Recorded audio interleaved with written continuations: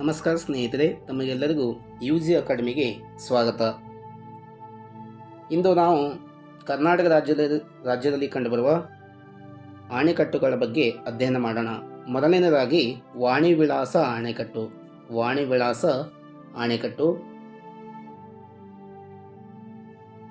ಕರ್ನಾಟಕದ ಅತ್ಯಂತ ಹಳೆಯ ಅಣೆಕಟ್ಟು ಅಂತ ಕರಿತೀವಿ. ಇದು ಕರ್ನಾಟಕದ ಅತ್ಯಂತ ಹಳೆಯ ಅಣೆಕಟ್ಟು. ಇದು 1907ರಲ್ಲಿ ವೇದಾವತಿ ನದಿಗೆ ಹಿರಿಯೂರಿನ ಬಳಿ ನಿರ್ಮಿಸಲಾಗಿದೆ. ಹಿರಿಯೂರಿನ ಬಳಿ ಇರುವ ಮಾರಿ ಕಣಿವೆಗೆ ಎಂಬ ಪ್ರದೇಶದಲ್ಲಿ ನಿರ್ಮಾಣ ಮಾಡಲಾಗಿದೆ ಅಂತ ಕಾಣ್ತೀವಿ. ಇದಕ್ಕೆ ಏನಂತ ಕರೀತಾರಪ್ಪ ಅಂದರೆ ಮಾರಿ ಕಣಿವೆ ಜಲಾಶಯ ಎಂದು ಕೂಡ ಕರೀತಾರೆ. ಮಾರಿ ಕಣಿವೆ ಜಲಾಶಯ. ಇನ್ನು ಹಿರಿಯೂರು ಮತ್ತು ಚಿತ್ರದುರ್ಗ ನಗರಗಳಿಗೆ ಕುಡಿಯುವ ನೀರಿನ ಪೂರೈಕೆ ಮಾಡುತ್ತದೆ. ಇನ್ನು ಸಿಮೆಂಟ್ ಬಳಸದೆ ಕೇವಲ ಗಾರೆಯಿಂದ ಕಟ್ಟಲಾಗಿರುವ ಒಂದು ಸರೋವರ ಅಂತ ಕರಿತೀವಿ. ಇದರ ಒಂದು ಬದಿಯಿಂದ ನಾವು ನೋಡಿದಾಗ ಭಾರತದ ನಕ್ಷೆ ಕಾಣುತ್ತದೆ. ಭಾರತದ ನಕ್ಷೆಯನ್ನು ನಾವು ನೋಡಬಹುದು. ನೆಕ್ಸ್ಟ್ KRS ಡ್ಯಾಮ್ ಅಥವಾ ಕೃಷ್ಣರಾಜಸಾಗರ ಡ್ಯಾಮ್ ಅಂತ ಕರಿತೀವಿ. ಇದು ಕಂಡುಬರೋದು ಎಲ್ಲಿಯಪ್ಪ ಅಂದರೆ ಮಂಡ್ಯ ಡಿಸ್ಟಿಕಲ್ಲಿ ಕಂಡುಬರುತ್ತದೆ. ಮಂಡ್ಯ ಡಿಸ್ಟಿಕ್ನಲ್ಲಿ ಕಂಡುಬರುತ್ತದೆ. ಇದನ್ನು ಮೈಸೂರು ಬಳಿ ಹೇಮಾವತಿ ಮತ್ತು ಲಕ್ಷ್ಮಣ ತೀರ್ಥ ನದಿಗಳ ಸಂಗಮದ ಕೆಳಗೆ ಕಾವೇರಿ ನದಿಗೆ ಕಟ್ಟಲಾಗಿದೆ. ನೋಡಿ, ಹೇಮಾವತಿ ಮತ್ತು ಲಕ್ಷ್ಮಣ ತೀರ್ಥಗಳ ಸಂಗಮವಾಗುವ ಸ್ಥಳದಲ್ಲಿ ಏನಪ್ಪಾ ಅಂದರೆ ಅಲ್ಲಿ KRS ಡ್ಯಾಮ್ ಅನ್ನು ಕಟ್ಟಲಾಗಿದೆ ಅಂತ ಹೇಳ್ತೀವಿ. ಇನ್ನು ನಾಲ್ವಡಿ ಕೃಷ್ಣರಾಜ ಒಡೆಯರ್ ಕಾಲದಲ್ಲಿ ಇದನ್ನು ಕಟ್ಟಲಾಗಿರುತ್ತದೆ. ಇದರ ಮುಖ್ಯ ಇಂಜಿನಿಯರಿಂಗ್ ಯಾರಪ್ಪ ಅಂದರೆ ಸರ್ ಎಂ ವಿಶ್ವೇಶ್ವರಯ್ಯ. ಸ್ವಯಂಚಾಲಿತ ಗೇಟ್ಗಳನ್ನು ಬಳಸಿದ ಪ್ರಪಂಚದ ಮೊಟ್ಟ ಮೊದಲ ಅಣೆಕಟ್ಟು. ಸ್ವಯಂಚಾಲಿತ ಗೇಟುಗಳನ್ನು ಬಳಸಿದ ಪ್ರಪಂಚದ ಮೊಟ್ಟ ಮೊದಲ ಅಣೆಕಟ್ಟು ಅಂತ ಕರಿತೀವಿ. ಇದನ್ನು 1911ರಲ್ಲಿ ಪ್ರಾರಂಭಿಸಿ 1924ರಲ್ಲಿ ಪೂರ್ಣಗೊಳಿಸಲಾಯಿತು. ಇನ್ನು ಮಂಡ್ಯ, ಮೈಸೂರು, ಬೆಂಗಳೂರು ನಗರಗಳಿಗೆ ಏನಪ್ಪ ಅಂದರೆ ಕುಡಿಯುವ ನೀರಿನ ಸಂಪರ್ಕ, ಹೌದಾ, ಕುಡಿಯುವ ನೀರಿನ ಪೂರೈಕೆ ಮಾಡಲಾಗುತ್ತದೆ. ಇಲ್ಲಿಂದ ಹೋಗುವ ನೀರು ತಮಿಳುನಾಡಿನ ಸೇಲಂ ಜಿಲ್ಲೆಯ ಮೆಟ್ಟೂರು ಡ್ಯಾಮಿಗೆ ಸೇರುತ್ತದೆ. ನೆಕ್ಸ್ಟ್ ವರಾಹಿ ನದಿ. ಇದು ಕಂಡುಬರೋದು ದಕ್ಷಿಣ ಕನ್ನಡ ಜಿಲ್ಲೆಯಲ್ಲಿ ಕಂಡುಬರ್ತದೆ. ವರಾಹಿ ನದಿ ಪಶ್ಚಿಮ ಘಟ್ಟದಲ್ಲಿ ಹುಟ್ಟಿ ಅರಬ್ಬಿ ಸಮುದ್ರವನ್ನು ಸೇರುತ್ತದೆ. ವರಾಹಿ ನದಿಗೆ ಯದೂರಿನ ಸಮೀಪ ವಿದ್ಯುತ್ ಉತ್ಪಾದನೆಗೆ ಅಣೆಕಟ್ಟನ್ನು ನಿರ್ಮಾಣ ಮಾಡಲಾಗಿದೆ. ಹೌದಾ, ವರಾಹಿ ನದಿಗೆ ಯದೂರಿನಲ್ಲಿ ಏನಪ್ಪಾ ಅಂದರೆ ವಿದ್ಯುತ್ ಅಂದರೆ ಜಲವಿದ್ಯುತ್ ಶಕ್ತಿ ಉತ್ಪಾದನೆಗಾಗಿ ಒಂದು ಅಣೆಕಟ್ಟನ್ನು ನಿರ್ಮಾಣ ಮಾಡಲಾಗಿದೆ. ನೆಕ್ಸ್ಟ್ ಹಾರಂಗಿ ಜಲಾಶಯ. ಇದು ಕುಶಾಲ್ ನಗರದ ಸಮೀಪದಲ್ಲಿದೆ. ಯಾವ ನಗರ? ಕುಶಾಲ್ ನಗರದ ಸಮೀಪದಲ್ಲಿದೆ ಅಂತ ಕಾಣ್ತೀವಿ. ಹೌದಾ. ಇನ್ನು ಹಾರಂಗಿ ಕಾವೇರಿ ನದಿಯ ಉಪನದಿ. ಯಾವ ನದಿಯ ಉಪನದಿ? ಕಾವೇರಿ ನದಿಯ ಉಪನದಿ ಇದು ಹಾರಂಗಿ. ಇದು ಕೊಡಗು ಜಿಲ್ಲೆಯ ಸೋಮವಾರಪೇಟೆ ಬಳಿ ಹುದ್ಗೂರ್ ಬಳಿ ಈ ನದಿಗೆ ಅಡ್ಡಲಾಗಿ ಒಂದು ಅಣೆಕಟ್ಟನ್ನು ಕಟ್ಟಲಾಗಿದೆ. ಅದೇ ಯಾವುದಪ್ಪ ಅಂದರೆ ಹಾರಂಗಿ ಜಲಾಶಯ ಅಂತ ಕರಿತೀವಿ. ಹಾರಂಗಿ ಜಲಾಶಯ.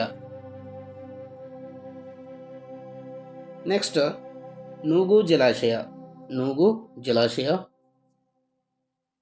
ಅಥವಾ ಕಬಿನಿ ಜಲಾಶಯ ಅಂತ ಕೂಡ ಕರೀತಾರೆ.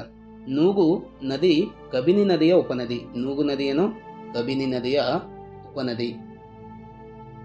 ಈ ಕಬಿನಿ ನದಿ ಕಾವೇರಿ ನದಿಯ ಉಪನದಿ. ಕಬಿನಿ ನದಿ ಯಾವ ನದಿ ಉಪನದಿ? ಕಾವೇರಿ ನದಿಯ ಉಪನದಿ. ಈ ನದಿಗೆ ಮೈಸೂರಿನ ಹೆಗ್ಗಡ ದೇವನಕೋಟೆ ತಾಲೂಕಿನ ಬೀಚನಹಳ್ಳಿಯಲ್ಲಿ ಮತ್ತು ಬಿದರನಹಳ್ಳಿಯಲ್ಲಿ ಒಂದು ಅಣೆಕಟ್ಟನ್ನು ಕಟ್ಟಲಾಗಿದೆ. ಮೈಸೂರು ಮಹಾರಾಜರ ಆಡಳಿತ ಕಾಲದಲ್ಲಿ ಕಬಿನಿ ವನ್ಯಮೃಗ ಬೇಟೆಗಳಿಗೆ ಫೇಮಸ್ ಆಗಿತ್ತು. ಹೌದಾ, ಕಬಿನಿ ವನ್ಯಮೃಗಗಳ ಬೇಟೆಗೆ ಅತ್ಯಂತ ಫೇಮಸ್ ಆಗಿತ್ತು ಅಂತ ಹೇಳ್ತೀವಿ. ನೆಕ್ಸ್ಟ್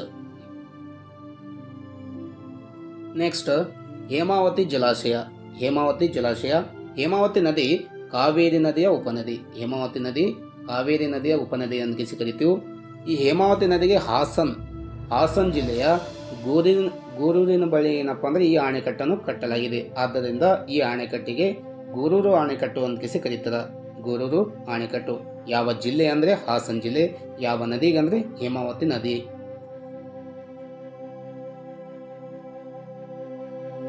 ನೆಕ್ಸ್ಟ್ ಭದ್ರಾ ಜಲಾಶಯ. ಭದ್ರಾ ಜಲಾಶಯ. ಭದ್ರಾ ನದಿ ಕುದುರೆಮುಖ ಶ್ರೇಣಿಯ ಪಶ್ಚಿಮ ಘಟ್ಟಗಳ ಆರೋಳಿ ಪರ್ವತ ಶ್ರೇಣಿಯ ಸಂಸ್ಥೆಯಲ್ಲಿ ಗಂಗಾ ಮೂಲದಲ್ಲಿ ಹುಟ್ಟುತ್ತದೆ. ಭದ್ರಾ ನದಿ ಏನಪ್ಪಾ ಅಂದ್ರೆ ಗಂಗಾ ಮೂಲದಲ್ಲಿ ಹುಟ್ಟುತ್ತದೆ ಅಂತ ಕಾಣ್ತೀವಿ ಸಂಸ್ಥೆಯಲ್ಲಿ.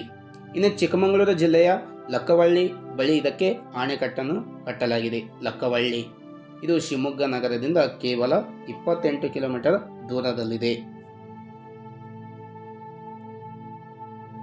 ನೆಕ್ಸ್ಟ್ ತುಂಗಾ ಜಲಾಶಯ. ತುಂಗಾ ಜಲಾಶಯ ಇದು ಶಿವಮೊಗ್ಗ ಡಿಸ್ಟಿಕ್ನಲ್ಲಿ ಕಂಡುಬರ್ತದೆ. ತುಂಗಾ ಜಲಾಶಯದಲ್ಲಿ ಕಂಡುಬರ್ತದೆ, ಶಿವಮೊಗ್ಗ ಜಿಲ್ಲೆಯಲ್ಲಿ ಕಂಡುಬರ್ತದೆ. ಇದನ್ನು ಶಿವಮೊಗ್ಗ ಜಿಲ್ಲೆಯ ಗಾಜನೂರು ಬಳಿ ತುಂಗಾ ನದಿಗೆ ಅಡ್ಡಲಾಗಿ ಕಟ್ಟಲಾಗಿದೆ. ಎಲ್ಲಿ ಕಟ್ಟಲಾಗಿದೆ? ಶಿವಮೊಗ್ಗ ಡಿಸ್ಟಿಕ್ ಗಾಜನೂರು ಬಳಿ ಕಟ್ಟಲಾಗಿದೆ. ಯಾವ ನದಿಗೆ ಅಂದರೆ ತುಂಗಾ ನದಿಗೆ. ಇದನ್ನು ಗಾಜನೂರು ಡ್ಯಾಮ್ ಅಂತ ಕೂಡ ಕರೀತದ. ಗಾಜನೂರು ಜಲಾಶಯ ಅಥವಾ ಡ್ಯಾಮ್ ಅಂತಿಸಿ ಕರೀತದ. ನೆಕ್ಸ್ಟ್ ತುಂಗಭದ್ರಾ ಜಲಾಶಯ.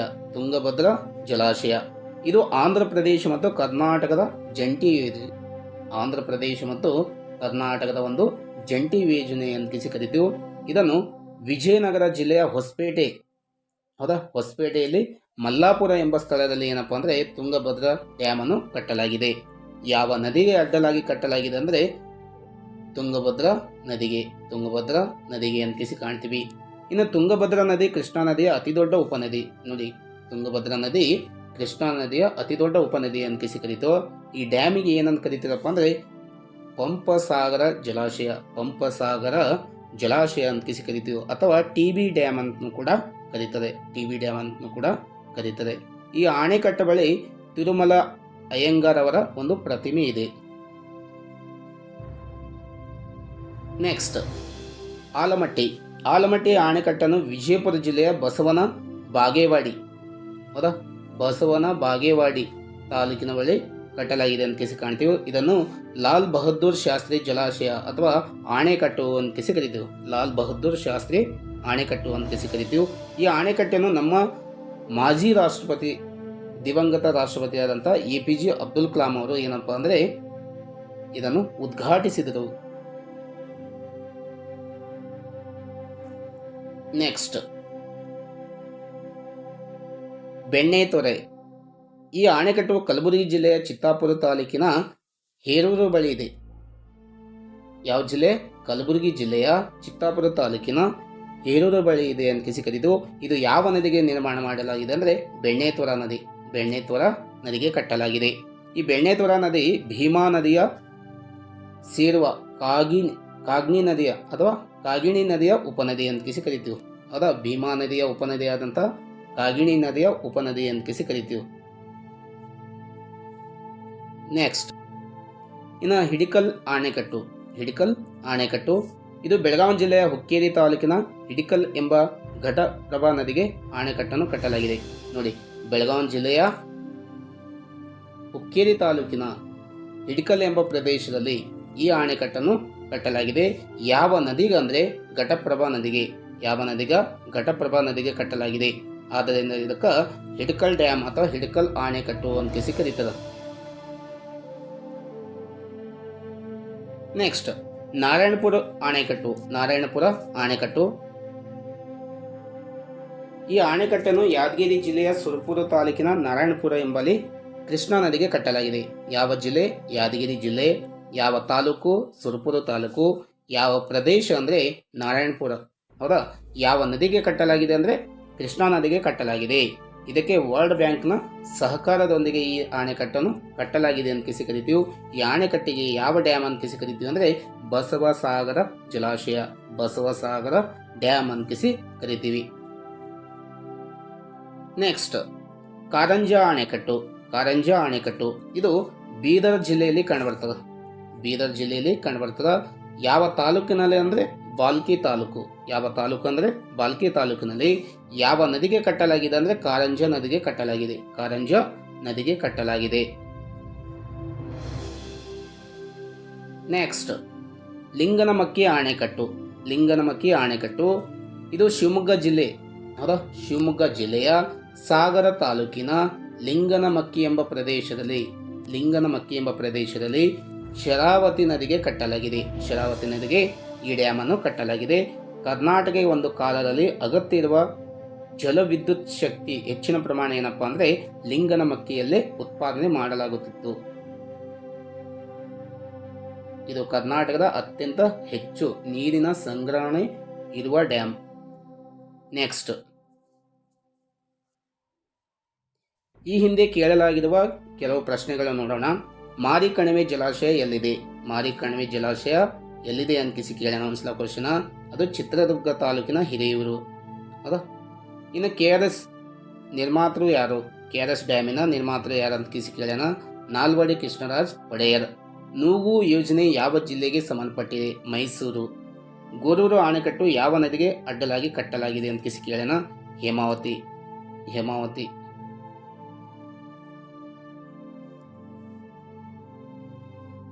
ಇನ್ನು ಗಾಜನೂರು ಡ್ಯಾಮ್ ಯಾವ ನದಿಗೆ ಅಡ್ಡಲಾಗಿ ಕಟ್ಟಲಾಗಿದೆ ಅಂತ ಕೇಳ ನೋಡಿ. ಗಾಜನೂರು ಡ್ಯಾಮ್ ಯಾವ ನದಿಗೆ ಇದೆ ಅಂತ ಕೇಳಲಾಗಿದೆ. ಅದು ತುಂಗಭದ್ರಾ, ಇದು ತುಂಗಾ ನದಿಗೆ ಇದೆ. ಅದು ಯಾವ ಡಿಸ್ಟಿಕ್ ಅಂದರೆ ಶಿವಮೊಗ್ಗ ಡಿಸ್ಟಿಕ್. ತುಂಗಭದ್ರಾ ಅಣೆಕಟ್ಟು ಇನ್ನೊಂದು ಹೆಸರು ಏನಂತ ಕೇಳೋಣ. ಹೌದಾ? ಪಂಪಸಾಗರ ಜಲಾಶಯ ಅಂತ ಕರಿತೀವಿ. ಇನ್ನು ಕರ್ನಾಟಕದ ಅತಿ ದೊಡ್ಡ ನದಿ ಕಣಿವೆ ಯೋಜನೆ ಯಾವುದಪ್ಪ ಅಂದರೆ ಕೃಷ್ಣಾ ಮೇಲ್ದಂಡೆ ಯೋಜನೆ. ಇನ್ನು ಹಿಡ್ಕಲ್ ಅಣೆಕಟ್ಟು ಯಾವ ನದಿಗೆ ಕಟ್ಟಲಾಗಿದೆ? ಘಟಪ್ರಭಾ. ಹಿಡ್ಕಲ್ ಅಣೆಕಟ್ಟು ಯಾವ ನದಿಗೆ ಅಂದರೆ ಘಟಪ್ರಭಾ ನದಿಗೆ ಕಟ್ಟಲಾಗಿದೆ. ನೆಕ್ಸ್ಟ್, ನವಿಲು ತೀರ್ಥ ಜಲಾಶಯ ಇನ್ನೊಂದು ಹೆಸರೇನು? ನವಿಲು ತೀರ್ಥ ಜಲಾಶಯದ ಇನ್ನೊಂದು ಹೆಸರು ಏನಂತ ಕೇಳೋಣ. ರೇಣುಕಾ ಸಾಗರ ಜಲಾಶಯ. ಇದು ಯಾವ ನದಿಗೆ ಕಟ್ಟಲಾಗಿದೆ ಅಂದರೆ ಮಲಪ್ರಭಾ ನದಿಗೆ ಕಟ್ಟಲಾಗಿದೆ. ಇನ್ನು ಲಾಲ್ ಬಹದ್ದೂರ್ ಶಾಸ್ತ್ರಿ ಅಣೆಕಟ್ಟು ಎಲ್ಲಿದೆ ಅಂತ ಕೇಳೋಣ. ಬಿಜಾಪುರ ಅಥವಾ ವಿಜಯಪುರ ಅಂತ ಕರಿತೀವಿ. ಯಾವ ನದಿಗೆ ಕಟ್ಟಲಾಗಿದೆ ಅಂದರೆ ಕೃಷ್ಣಾ ನದಿಗೆ ಕಟ್ಟಲಾಗಿದೆ. ಇದನ್ನು ಆಲ್ಮಟ್ಟಿ ಅಂತ ಕೂಡ ಕರೀತಾರೆ.